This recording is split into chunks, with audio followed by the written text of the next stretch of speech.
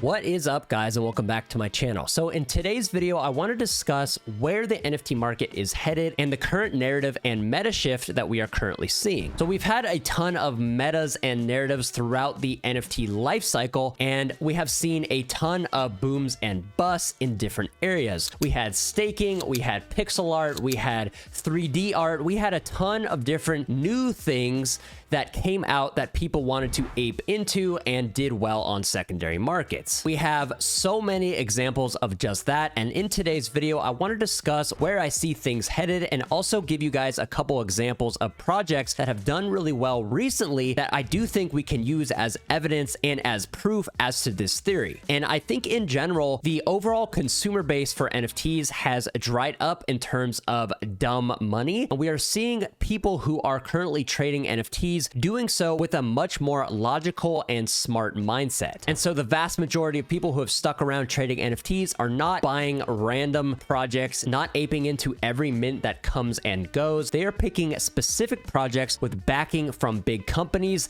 and specifically liking projects that are free to mint. And so I think if you combine these two factors, one, free to mint, and two, backing from large companies that have reputations on the line, I think this is a great example. I think these two factors combined together, it makes a lot of sense as to why these two projects I'm going to show you today have done well, and why I think upcoming projects with the same concept and the same launch strategy could do just as well. And we have seen over the months, many projects come out and say, okay, we have this amount of VC funding, we have this backing from this big company, we have partnered with this huge company in Web 2, etc., etc. And some of those did really well, and some of those have not done so well, and some of those have completely fallen off because they didn't fulfill promises, or maybe they overhyped themselves, or maybe the actual project and product that they delivered wasn't exactly meeting expectations of holders. And so I do see a future of a resurgence in free mints because there is very, very little risk to the consumer. And we have seen time and time and time again of seeing minters getting wrecked on secondary, and the only one winning in these scenarios are the founders of the actual project who make that mint money and then run off into the sunset. And so these free mint projects that are also backed by big companies does two things. One, it takes the risk off of the consumer, it takes the risk off of the minter, and also puts a lot more pressure onto the actual founders and actual project to make money. They make money off of royalty fees and buys and sells from secondary,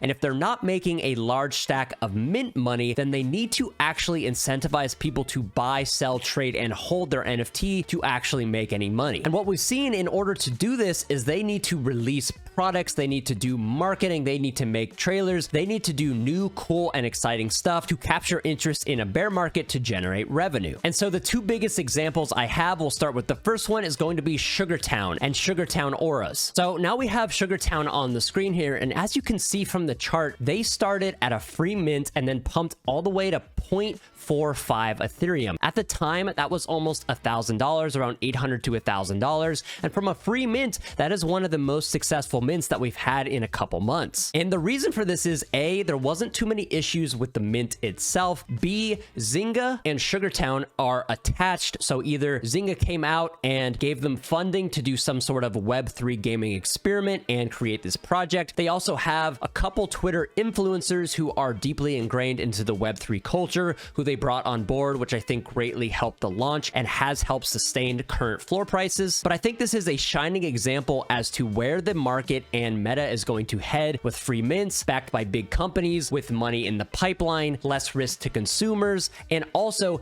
giving the consumers and the minters actual W's incentivizes them to mint in the first place, but then also buy and sell it on secondary to speculate. And so right now there's 4% listed with a current floor price of around 0.275, 0.28 essentially. Unique holdership around 15%, so not great unique holdership, but I know a lot of people minted, and also a lot of people bought on secondary to get quite a few of these. And essentially, I think SugarTown's angle is two things. One, they have staking and gaming, and you have to stake your NFT for a certain portion of time to generate energy. You can spend this energy in order to play the game. So however much energy you have is however long you can play the actual game, and playing the game gives you rewards. And so it's an interesting concept. It's pretty cool, but in general, I do think this is where the market is going to head, at least during this low liquidity bear market section for NFTs. And I think the next best example that we have seen is going to be block games. This is once again backed by big companies. Once again, it was a free mint. As you can see, 14% listed with a 47% unique ownership, so a much healthier unique ownership. But as you can see here on the screen, the chart doesn't look nearly as pretty. You know, one, and they pumped anywhere to like 0.18, and then ever since they have bled and now currently are stabilizing around 0.055 Ethereum. But let's be honest, if you are a savvy NFT trader and you minted this for free, you probably sold above 0.1, and even if you sold now at 0.0055 from a free mint, that is profit secured. So these are just two of the most recent examples. I expect there to be more and more coming out over the next few months, so keep your eyes peeled. Make sure to join discords like mine. We got 100 whitelists for block games, and we got 30 whitelists for SugarTown, and so members of my Discord made quite a bit of profit. So I think right now during these bear markets, when it comes to NFTs, you need to save your liquid, save your capital, make sure that you're being smart with what you're spending and where and when, and then we can start to identify different narratives and projects that fit the current thesis given the evidence that I've showed you today, and those will be the ones that hopefully we can mint and flip for a profit, or hold them because A, they're free so you're not risking much, and B, maybe you actually believe in the company and the thesis and whatever they're doing with their project for it to be worth it for a long-term hold for you personally. So NFTs are not dead by any means. We have seen a ton of bullish things happen in the space with Pudgy Penguins and the Walmart collab, Memeland with their token and their price appreciation recently, these VC-backed free mint games doing well. There are things happening in the industry,